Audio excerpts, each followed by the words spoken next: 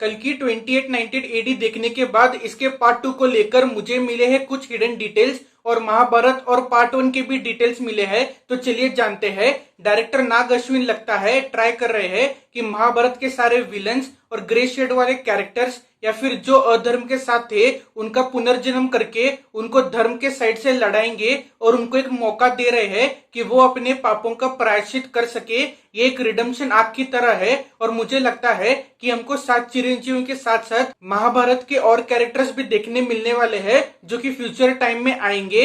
हम सबको पता है कि कर्ण को भगवान कृष्ण ने मौका दिया था पांडवों को ज्वाइन करने का और धर्म के साथ रहने का, लेकिन जो दोस्ती दुर्योधन के साथ थी उसको वो धोखा नहीं दे सकते थे, इसलिए वो अधर्म के साथ रहे। और लगता है कि श्री कृष्ण ने कर्ण को एक और मौका दिया है कि कलयुग में तुम धर्म का साथ दोगे जो कि तुम महाभारत में नहीं कर पाए। और ये एक एपिक कमबैक होगा कर्ण के कैरेक्टर के लिए और अश्वत्थामा भैरवा की मदद करेंगे उनको याद दिलाने के लिए कि वो कर्ण है।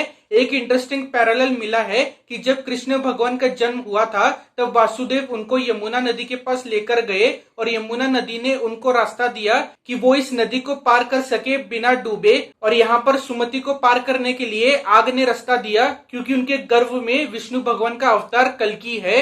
कल की 2819 एडी के सेकेंड पार्ट में हमको भगवान श्री कृष्ण एंड विजय देवरकोंडा एज अर्जुन वापिस देखने के लिए मिल सकते हैं क्योंकि हमको पार्ट 2 में कर्ण की थोड़ी कहानी देखने को मिलेगी, क्योंकि पार्ट 1 में हमको कर्ण की मौत नहीं दिखाई गई थी। तो भैरवा को याद दिलाने के लिए कि वो कर्ण का पुनर्जन्म के रूप में आए हैं वो फ्लैशबैक्स को दिखाना ही होगा, तो इसलिए वो वापिस आएंगे। अश्वत्थामा की कहानी 2 तरीकों से खत्म हो सकती है। सबसे पहले ये है कि कृष्ण भगवान ने कहा था कि कली मेरा जन्म रोकने जितना शक्तिशाली होगा तब तुम्हें उस गर्व की रक्षा करनी होगी और तभी ही अश्वत्थामा का प्रायश्चित होगा।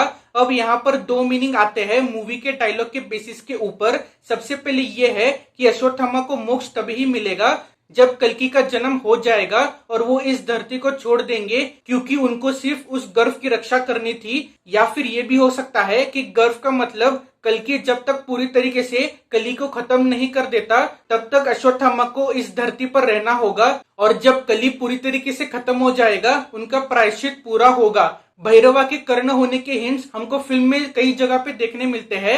सबसे पहले दुलकर सलमान के कैप्टन कैरेक्टर को बेबी भैरवा एक बास्केट में मिलता है और भैरवा को पता नहीं है कि उसके माता पिता कौन है। वैसे ही कर्ण भी एक बास्केट में मिले थे जब वो गंगा नदी में फ्लोट होते हुए आ रहे थे। और जैसे कर्ण के सौतेले पिता अधिरथ एक चैरियटर यानी रथ चलाने वाले थे फॉर किंग दशरथ, वैसे ही दुलकर सलमान एक शिप के पायलट थे। और जब भैरवा को हम पहली बार देखते हैं ना तब वो अपनी आंखों को कवर कर लेता है सूरज की धूप से और कर्ण भी सूर्य पुत्र ही था।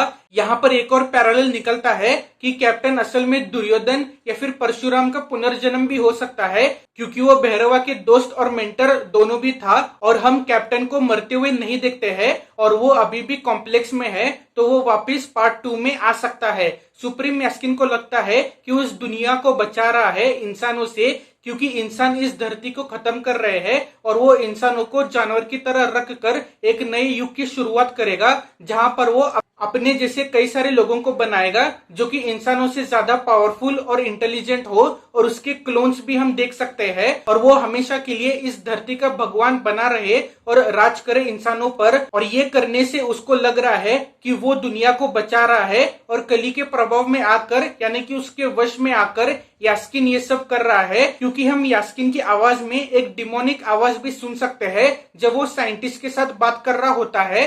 तो आपको ये डिटेल्स कैसे लगे हमें कमेंट्स में लिख के जरूर बताइएगा। तो इस वीडियो को जरूर देखिएगा जहाँ पे मैंने कल की 2819 एडी के एंडिंग एक्सप्लेन और पार्ट 2 में क्या हो सकता है उसके थ्योरीज के बारे में बात की है। इस चैनल को जरूर सब्सक्राइब करें ऐसे और वीडियोस देखने के लिए। So thank you for watching, see you again in the next video, till then bye bye, see you, take care.